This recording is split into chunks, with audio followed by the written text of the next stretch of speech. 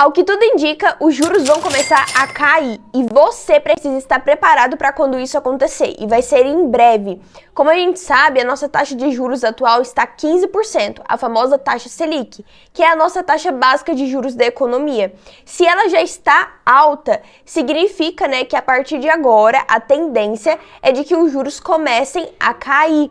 E quando isso acontece, existem oportunidades também, assim como tem oportunidades agora em momentos de juros altos. Dia 17 de setembro agora, o Copom vai fazer a sua próxima reunião para definir a taxa Selic, A gente acredita que essa taxa vai manter no mesmo patamar de 15%.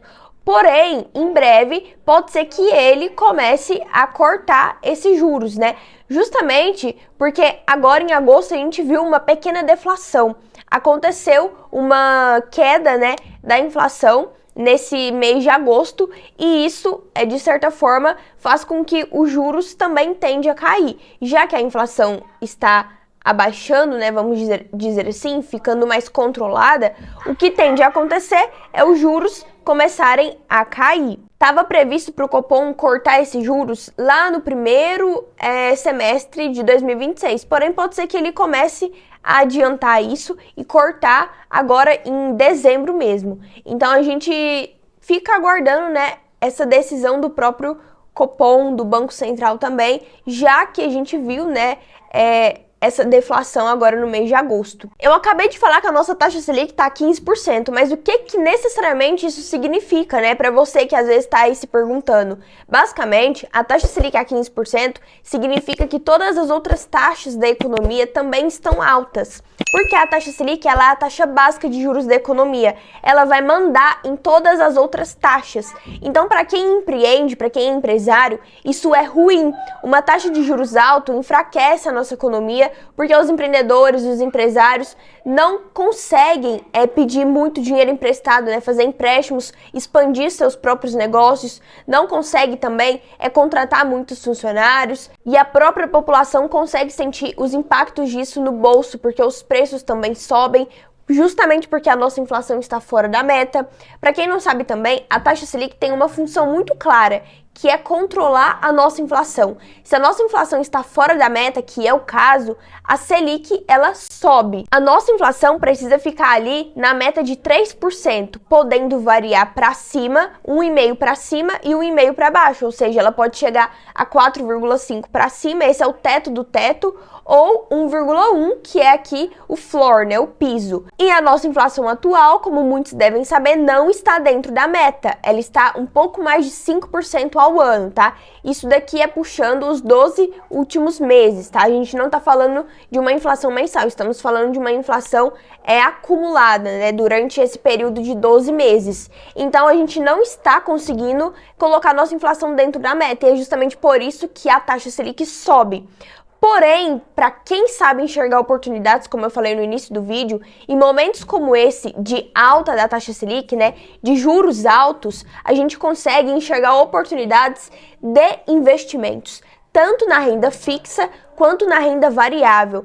Para quem gosta de investir em algo mais seguro, para quem tem ali um bom valor para investir em renda fixa, por exemplo, ou para quem está começando seus próprios investimentos, é um ótimo momento de começar a investir, justamente porque você deixa o seu dinheiro lá na renda fixa, por exemplo, um Tesouro Selic da vida, onde ele segue a taxa Selic, ou seja, o seu dinheiro vai render de acordo com a taxa Selic. E se ela está alta, significa, consequentemente, que o seu dinheiro vai render mais também, vai render de acordo com a taxa Selic. Em contrapartida, quem gosta de investir em renda variável, em ações, por exemplo, também está em um ótimo momento, porque as ações estão mais baratas, a nossa bolsa de valores está com desconto, justamente porque tem muita gente que tira o seu dinheiro daqui, da bolsa de valores, do mercado de capitais, e coloca aqui, na renda fixa, porque tá confortável, tá ali com o bumbum na cadeira ganhando 15% ao ano sem fazer nada. Então o que muita gente pensa? Bom, se muita gente está aqui na renda fixa, nadando de braçada, por que eu não posso fazer diferente e investir aqui na renda variável e comprar ações baratas? Esse é o pensamento de muita gente que consegue enxergar essa oportunidade de comprar ações, fundos imobiliários com desconto, porque a nossa taxa Selic está alta. E isso consequentemente, né, faz com que as pessoas investem mais em renda fixa do que no mercado de capitais, do que em renda variável. E aí a pessoa que quer fazer diferente, ter resultados diferentes, às vezes, né, vai buscar investir agora na renda variável, porque logo essa taxa Selic ela vai voltar a cair. Então a nossa bolsa de valores vai voltar a subir novamente, entende? Porque acontece ao contrário. É só você olhar o histórico da taxa Selic. Quando ela estava em 2% na pandemia, por exemplo, a nossa bolsa de valores estava boa, estava nas alturas, estava indo bem, estava se valorizando, porque muita gente estava deixando de investir na renda fixa. Como é que a pessoa vai investir na renda fixa que está pagando 2%, sendo que ela pode correr o mesmo risco na bolsa de valores e conseguir ganhar mais, né? Então muita gente pensou assim. Então, consequentemente, as pessoas começaram a investir mais na bolsa de valores. Então, o que pode acontecer? A gente sabe que os juros vão começar a cair. Isso é certo, a gente só não sabe quando exatamente, porém em breve. Então, se você já tem ali uma boa reserva de emergência, se você já investe em renda fixa, já entende ali como que funciona, pode ser que essa seja uma boa oportunidade para você fazer igual muitas pessoas estão dizendo por aí. O Felipe Miranda, por exemplo, ele mesmo fala que você precisa ser um pouco mais otimista com o Brasil e colocar um pouco mais de dinheiro na renda variável, ainda mais agora que os juros estão altos. Então, se você aproveita esse momento que muita gente não tá nem ligando para a bolsa de valores, mas se você enxergar diferente e aproveitar esse momento, quando ela começar a subir novamente, você já vai estar lá. Então você vai conseguir acompanhar todo o momento de alta quando acontecer, diferente de muita gente que às vezes vai deixar esse momento de alta passar e pegar ali só o pico. Então é isso que eu digo, galera. Se você começa a enxergar diferente, se você começa a entender um pouco mais desses ciclos de mercado, porque se a gente olhar para o histórico da taxa Selic, como eu falei, para o histórico da inflação, é basicamente isso que acontece. Quando a taxa Selic está alta, as pessoas estão aproveitando a renda fixa. E quando a taxa Selic está baixa, as pessoas estão aproveitando a renda variável. Então é só você fazer o contrário dessas pessoas. Quando a taxa Selic está alta, tente aproveitar mais a bolsa de valores e compre com desconto, aproveita, igual o Felipe Miranda falou, né? Nem que seja 30% ali do seu dinheiro que você for investir, destina um pouco para renda variável, tá? E quando a taxa Selic estiver mais baixa, tente a desconfiar um pouco do que as pessoas estão fazendo. Se a maioria está levando dinheiro para bolsa de valores, esse pode ser o momento em que você vai preferir se proteger, né? Ter ali uma segurança maior. Então, leve isso em consideração, leve esses pontos em consideração, porque não é só papo furado, papo pra boi dormir. De fato, é isso que geralmente as pessoas fazem e por isso que elas têm o mesmo resultado da maioria. Agora eu vou falar alguns prós e contras em relação a essa queda imediata da taxa Selic, né? O que a gente pode levar em consideração? Se tratando dos argumentos prós, o que pode levar a uma queda imediata? Primeiro, esse fato, né, de que aconteceu essa deflação agora no mês de agosto. A gente conseguiu perceber uma queda aí leve dos preços, né? E pode ser que isso dê espaço para o Copom enxergar, né? Para o Banco Central enxergar que tem espaço para abaixar os juros, né? Para diminuir esses juros. Então, se às vezes ele enxergar como uma porta de entrada, né, para cortar os juros, pode ser que isso aconteça logo agora, nessa próxima reunião do Copom, que será dia 17 de setembro, nessa quinta-feira, se eu não me engano, quarta-feira, eu acho. E já que a gente viu, né, essa inflação mais baixa agora no mês de agosto, isso faz com que a população às vezes enxergue que nos próximos meses também será assim. Então, se isso acontecer, pode ser que a gente consiga enxergar uma inflação mais ancorada, mais estabilizada, tá? Isso, claro que isso não é certeza, não estou afirmando, não tem como a gente prever, né? E outro ponto que pode levar a uma queda de juros imediata é justamente pelo fato dos juros já estarem altos por muito tempo. E isso não é uma coisa sustentável por muito tempo. Então, o governo não consegue manter esses juros na casa dos 15% por tanto tempo assim, tá? Porque a gente já viu que nas últimas reuniões do Copom ele manteve os juros a 15%.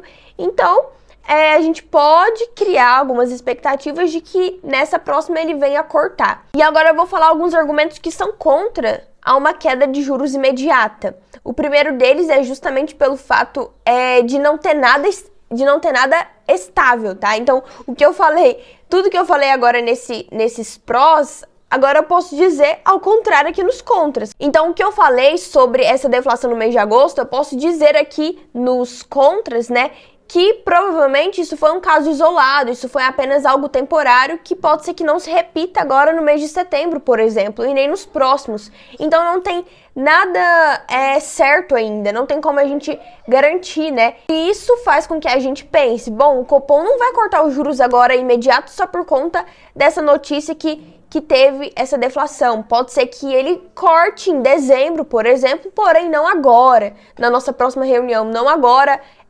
imediatamente, né? E outro fato que vai contra esse corte imediato é pelo fato da nossa inflação ainda não estar dentro da meta. A nossa meta é 3%, porém nossa inflação está um pouco mais de 5%. Passou até mais do teto do limite, né? Que são os 4,5%. E no caso, a gente não está com a nossa inflação dentro dessa meta. Então isso faz com que os juros ainda permaneçam altos, pode ser que permaneçam alto ainda até o primeiro trimestre, como muitos já disseram por aí, né, muitos analistas, e na minha opinião, é realmente isso que vai acontecer. Eu acredito que não vai haver um corte de juros agora imediato, pode ser que aconteça em dezembro, tirando também um detalhe de que tem setores que são bem resistentes, né, que não conseguem ver esse impacto, né, da inflação diminuindo de forma rápida.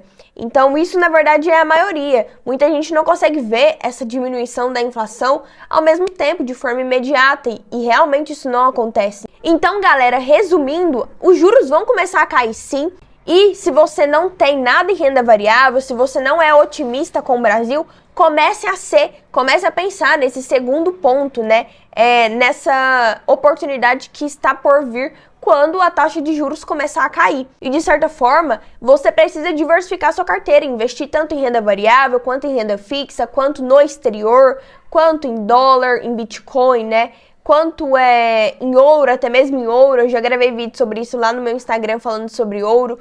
Porém, né, um bom investidor está diversificado, não existe essa diversificação só em CDB, por exemplo, só em renda fixa, porque se acontecer algum problema aqui com o Brasil e você tiver tudo em renda fixa do Brasil, e aí, o que você vai fazer? Se acontecer a queda ali da taxa de juros aqui na renda fixa, por exemplo, você não vai ter nada de ações, nada de fundos imobiliários para ter uma parte da sua carteira se valorizando com essa queda dos juros. Então tem que pensar nesses pontos, né, nessas possibilidades. Então galera, esse foi o vídeo, eu espero que você tenha gostado. Meu nome é Isadora Cecília e esse é meu canal Eu Tô Rica. Aqui tem tudo sobre finanças, menos a desculpa. Te vejo no próximo vídeo. Tchau!